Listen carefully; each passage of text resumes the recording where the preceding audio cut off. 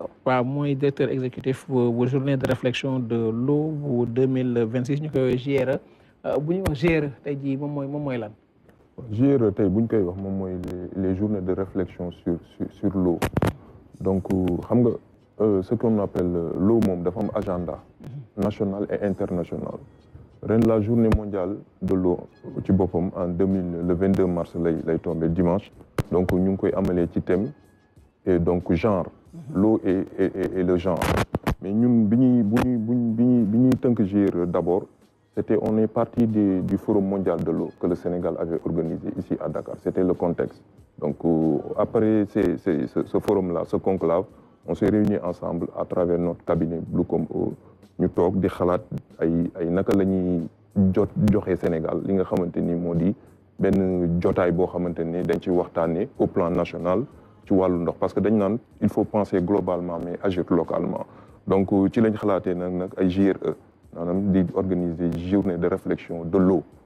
mu nekk ay toogaay yoo xamante ni ay panel d'experts lay doon ay thématiques lay doon nga xamante ni Sénégal dina ko waxtaanee ci wàllu ndoxam waaw comme par exemple cette année-ci on va parler des autoroutes de l'eau qui est le thème principal donc ça va être un panel d'experts ça sera à la date du 26 mars au King Fahd donc de 15h à 19h il y aura l'ensemble des hauts commissaires de l'OMVS qui se sont succédés, à savoir Mohamed Salim Ould Merzouk, Kobina Kamara, qui est Diane Semega, et l'actuel haut commissaire de l'OMVS. Mais les gens nous avons au ministère de l'hydraulique et de l'assainissement. Ensuite, il y aura un thème aussi, le mercredi, eau et assurance vie du Sénégal en 2050. Que ça soit la compagnie nationale d'assurance agricole du Sénégal, que ça soit les assureurs qui vie du Sénégal, assurance en vie, que ça soit nous animé panel bobu nonu. Mën na ci citer ku ci melni Mamadou Faye, ku ci melni Mohamedou Moustapha Fall, ñoo dinañ leen inviter. Benen bi moy les lacs, les cours d'eau, le fleuve du Sénégal. Bobu le directeur général de la CNO moom lañ bëgg mu animer panel boobu noonu à côté aussi madame Diarra Sow mi nga xamante ni moom moo dirigé OLAC donc panel boobu daal bëgg nañ loo xamante ni waaw ñëpp fekkee ko et on veut partir avec la RTS sur ça comme partenaire média en exclusivité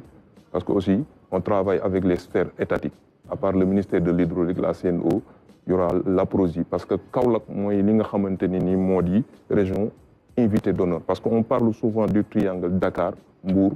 Thiès. Alors que actuellement nii tey boo xoolee kilifa gi docteur Cheikh Tidiane Dièye ak madame Diarra Sow ñu ngay dem fi nga xamante ni mooy suivi infrastructure yi nga xam ne son excellence le président de la République Bassirou Diomaye Diakhar Faye il y a une année lancé woon na ko au niveau de Koungheul mooy Promoren nga xam ne dafa concerner le projet Bambolong qui va desservir les 3 pôles du Sine Saloum à savoir Kaffrine Kaolack et Fatick donc voilà en attendant ñuy xuus ci débat bi. wax nga ñi nga xam ni moom ngeen bëgg a invité en tout cas si li nga xamante ne mooy thématique bi wàllu ndox est-ce que waxtaan yi dañ koy circonscrire ci difficulté yi nga xam ni am nañ ko ci wàllu ndox ak assainissement ci Sénégal wala dinañ ko yaatal parce que boo tuddee OMVS mooy ne am nañu yeneen réew yoo xam ni ñoo bokk sekk boobu kuréel. Ah waaw bien sûr li nga xamante ni xam nga tey boo invité ku ci mel ni Mohamed Salim Ould Merzouk qui est actuellement l'actuel ministre de l'Intérieur de la Mauritanie l'ancien haut commissaire de waa Mauritanie la nga invité ku mel ni Mohamed Ould Abdel Vetta waa Mauritanie la donc nga invité ku mel ni Ahmed Diane Semega waa Mali la nga invité kii nga xamante ni moo di Kobineka waa Guinée la donc il y aura le binôme aussi OMVS OMVG il y aura aussi le réseau africain des organisations de bassin bi nga xamante ni ci biir OMVS la nekk waaw donc dinañ invité donc ce qu'on appelle le partenariat public privé aussi la CNO CNO bi nga xamante état am na ci 55% donc ñooñu aussi dinañ leen kii bu ma jógee fii aussi je vais aller au niveau de la poste pourquoi la poste parce que ñun dañoo tàmm di liggéey ak état parce que doomu état lañ nag dañuy liggéey ak état on va utiliser la régie publicitaire de la poste donc pour mu nga xamante ni mën a sur le plan communication hors média mën a yaatal mën a tas affaire bi aussi journée de réflexion parce que journée de réflexion yi aussi c'est un moment de média et de communication donc c'est le moment aussi de dire aux desks yi nga xamante ni ñoo nekk ci wàllu différents organes de presse yi nga xam ne ñooy wàllu wax ci traité ci eau ak assainissement que mbir mi seen mbir la donc ñun dañoo ñëw rek xalaat donc pourquoi directeur exécutif parce que think tank cadre de réflexion boo ko déggee rek automatiquement ko jiite moom lañ naan directeur exécutif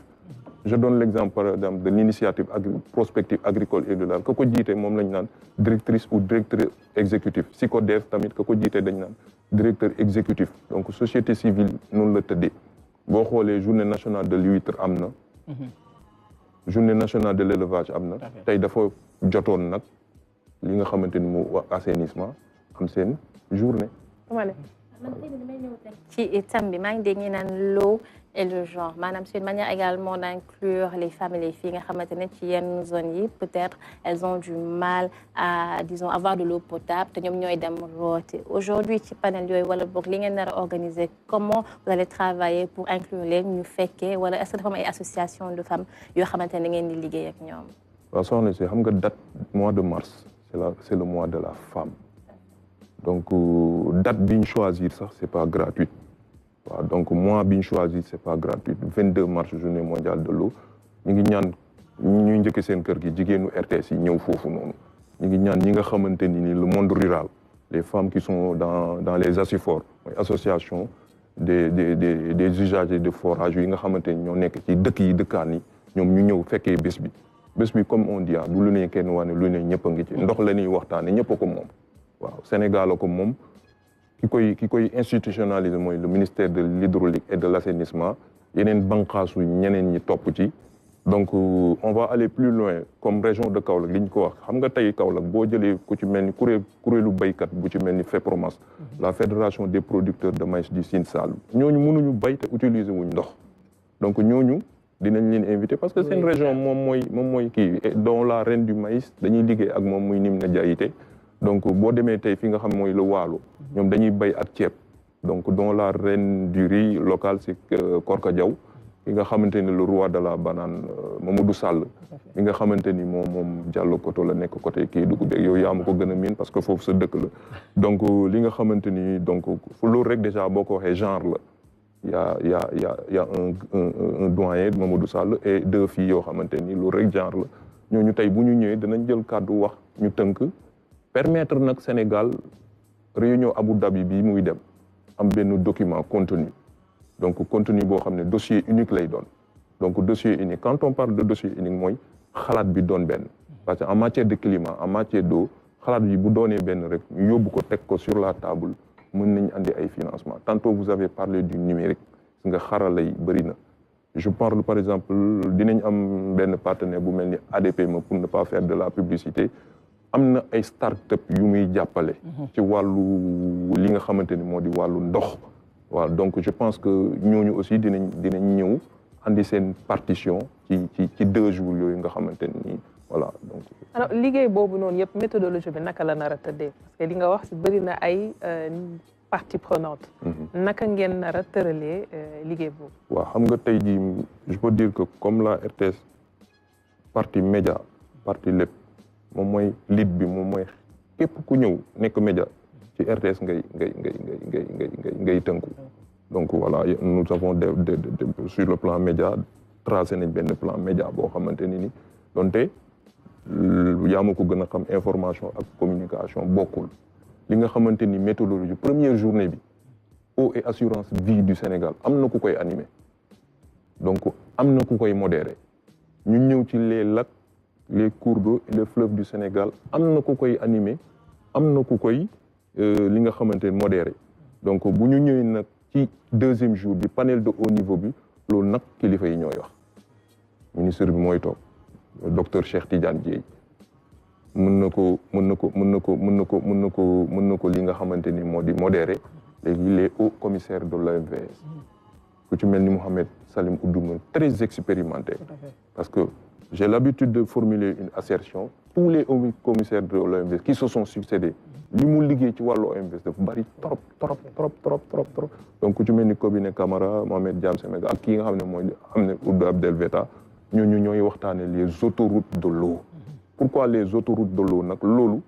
man constat bu ma def la partout où le président Diomaye bi mu toogee ba tey dem na fa man fekk naa ko fa il tient beaucoup à l'eau et loolu dina bokk ci bilan bu gën a positif ci mandatam les autoroutes de l'eau ndox loolu moom dina ko tegal Sénégal ci bilan am te ndox moom buñ ko amee rek am nañ lépp parce que le Sénégal possède des. ban njeexital la war a am ci réew mi. ah autoroute yooyu ban njeexital la war a am. waaw autoroute de l'eau yi tey jii mën na verser wu vers les périmètres agricoles autoroute de l'eau yi mën nañu verser vers des tey maa ngi la ko doon wax tout à l'heure en coulisses capitale des autoroutes de l'eau mën na doon sax Diourbel. parce que Diourbel le bassin arachidier se déplace vers Diourbel. man tout le temps damay dégg ñu naan Kaolack capitale du bassin arachidier déedéet Kaolack nekkatul capitale du bassin arachidier Kaolack est devenue la capitale du bassin agricole parce que toutes les variétés agricoles s'y cultivent. munoo nag bay te waxoo ndox munoo bay te waxoo li nga xam ne mooy ay forage ak yooyu noonu saa sooy bay rek daf fekk ndox mu ngi fa. et je pense que tey jii projet yi nga xamante ni périple bi nga xam ne docteur Cheikh Tidiane Dièye mu ngi koy def au niveau de Kaolack de Kaffrine Malem Hodar fépp à partir du lundi ce lundi-ci ba le 3 je pense que njeexital li rek mooy voilà mën a permettre aux populations d'accéder à l'eau et impacter mbay mi ba nga xamante ni dina mucc ayib voilà. réflexion yi fay jógee naka la ñuy def tey jii ba mettre ko en œuvre. waaw réflexion yi fay jógee tey jii moom laa la wax dañ koy tënk ci document dinañu wax eau et assurance vie eau buy submergé xam nga l'eau dafay xam nga par exemple je prends la région de Dakar quand vous allez boo demee ci phare des Mamelles yi nga yéeg ba ci kaw tu te rends compte que ne Dakar est ceinturé par un lit d'eau donc loolu nga xamante ni tey Dakar bu ndox mi ñëwoon rek maasale Dakar te xalaatuñu par exemple voilà li nga xamante ni moo di assurance vie yooyu yëpp parce que ku ci mel ni le président du conseil mondial de l'eau Loïc Fauchon moom da ko doon wax daf ne eau et assurance vie dafay lëkkaloo dafay permettre ñu accéder vers la sécurité et la souveraineté alimentaire donc moom loolu da ko waxoon na ko à Dakar da koy wax aussi ci capsule yi ay vidéo yu muy def bu ko médias yi nga xam dañoo spécialisé ci wàllu ndox ci wàllu climat laajee njeexital li nag mooy tënk ay documents sur le plan numérique tënk ay documents sur le plan lépp loo xamante ni duñ bàyyi benn côté lépp lu xam nga numérique moom valeur ajoutée la bu toftaloo ci ndox rek ndox mi mën nañ ne day gën a am day gën a booster day gën a jox dayo Sénégal te buñ demee Abu Dhabi mën nañ andi ay projet te gëm naa ko Abu Dhabi tey docteur Cheikh Tidiane Dièye le président Diomaye le premier ministre son PM Ousmane Sonko bu ñu triptyque boobu noonu bu ñu dajaloo yóbbu jotaay yooyu noonu xam nga ñu defoon nañ le 26 ak le 27 defoon nañ réunion de haut niveau préparation fële ci SICAD donc ñu ngi bu leen fàtte ne Sénégal mooy abriter la réunion des conseils des ministres en 2028 léegi pourquoi pas ñun suñu tënkee yooyu waxtaan yooyu yëpp nii en amont mën nañ ko teg ci table dem Abu Dhabi bu ñu demee Abu Dhabi am fa ay joint venture maanaam ay signé fa ay convention yoo xamante ni ñooñu dinañ mën a ñëw eau de dessalement de mer bi dinañ ci wax ci leneen ak leneen li nga xamante ni nii moo di 2028 aussi ça va être une perspective de 2028 et abriter waat aussi le forum mondial de l'eau pour le Sénégal c'est possible donc voilà donc looloo tax ñun suñu agenda journée de réflexion de l'eau yi nii ñu koy def par 3 ans tey 2026 bu ñu ko amalee ba pare c'est vrai que 2029 ça va être un agenda électoral mais dañ koy dàq ba 2030 nga xamante ni on va être en conformité avec le Conseil mondial de l'eau donc mën nañ jaay Sénégal ba mu andi li nga xamante ni nii forum abrité forum mondial de l'eau bi et aujourd'hui le Sénégal est leader dans le domaine de l'eau bi mooy bu jiitu ci édition yi waaw defoon nañ une cérémonie de lancement il y a 2 ans de cela donc invité quelques partenaires rek def cérémonie de lancement mais bii mooy la première édition boo xamante ni nii donc waxtaan nañ ci ak le ministère de l'hydraulique et de l'assainissement ñu dem leen ngeen porter voilà donc li nga xamante ni nii moo di le projet donc ngeen fëgg porte yi on sait que le nœud de la guerre c'est l'argent donc actuellement nii on est à fond sur ça gëm nañ ne yenn kuréel yi ndox yi ils vont s'engager donc au plan technique donc poste dinañu jàppale au plan technique aussi ñu ngi woo la RTS à travers toutes ces plateformes bu ñu wuute lii waaw parce que commencé naa solliciter déjà doomu RTS yi ku ci mel ni Aram Ndaw celui qui va assurer la partie le premier jour et le deuxième et le second jour modération beeg yooyu yëpp le speaker parce que yow mënoo def lépp donc bés nag dañ koy séddoo comme on dit bés boo ko séddoowee rek donc di nga am ndam donc ñun loolu la ñu gëm Ban aussi sera dans le dispositif des relations médias parce que aussi quoi que l'on puisse dire donc saa soo ko wooyee il est disponible te macha allah Maguette Niang aussi bu CNO dana ñëw donc monsieur Alpha Thiam ñu ngi koy déglu ADPME jox nañu aussi accord am ne dinañu recevoir donc ñi ngi ñaan ñi ñu recevoir te projet bi convaincre leen ñu ñëw waaw ñu baral seen loxo parce que mbir mi naal bon poste rek moo ci xaw a kii yëgum ak CNO moom ce qui est sûr que ñoom donc cette semaine-ci war nañ am travail ak ñoom et sur le plan aussi ministère de l'hydraulique et de l'assainissement ku ci mel ni Pape Samba Koli ak madame Sissoko la chef de cabinet du ministre vraiment ñoom am na jéego yu bëri yuñ ci dox voilà alors may taxaw si lenn parce que quand on parle de ces journées ñuy organiser ko wax nga sànq ci ni ngeen ko nar a tëralee ak li nga xamante ne buñ ci jógee mais ci ponk yi nga wax da nga wax agriculture autoroute de l'eau yi wax nga ci wàllu assainissement wax nga ndox naka la ñuy def ba mu nekk lu ñuy maîtriser par rapport ak li nga xamante ne mooy échéance yi ñuy jëm ci at bi mais dafa am leen loo xam ne mooy li gën a primordial naan ndox eau potable ba ci Ndakaaru gi am na ci ay zones yoo xam ni amul cette question aussi est-ce que di ngeen ko intégrer dans vos réflexions pour que aussi ñu mën ko jël en compte parce que démographiquement dafa nekk loo xamante ne day gën a yokku besoins yi di gën a yokku muy wane loo xamante ne tamit nit ñi ci yenn zones yi dañuy soxla ndox au-delà de à l'intérieur du pays mais am na yoo xam ne ba tey ñu ngi am jafe-jafe ci accessibilité bi. waaw xam nga tey jii kan mooy jaay ndox sax xam nga boo ne Sen'Eau rek defe naa ne jeexal na wax monsieur Maguette Niang mi ngi liggéey bu am solo boo xamante ni lu jëm ci wàllu eau potable accès à l'eau donc li nga xamante ni nii moo di panel bi muy organiser les lacs les cours d'eau fleuve du Sénégal ci boppam loolu je pense que la qualité de l'eau dina fa génn et je pense que madame Diarra Sow aussi la directrice générale de office des lacs et cours d'eau moom it aussi mi ngi def liggéey bu mucc ayib qualité de l'eau moom naan ndox mu sell moom lu war la te danañ ko fa waxtaanee ndax à chaque fois boo xoolee journée mondiale de l'eau c'est pas parce que c'est un sponsor leader moo tax ma koy wax mais moom à chaque fois journée mondiale de l'eau yi ñu daan def il y a 10 ans derrière donc moom da daan fës trop muy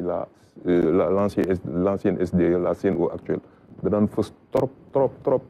pourquoi ma ne damay impliqué Ban qualité de l'eau moom incha allah danañ ko pourquoi dañuy impliqué Ban parce que xam naa ne le 22 mars moom dimanche boobu bu ñu korité xam nga fekk naan ndox ba pare moom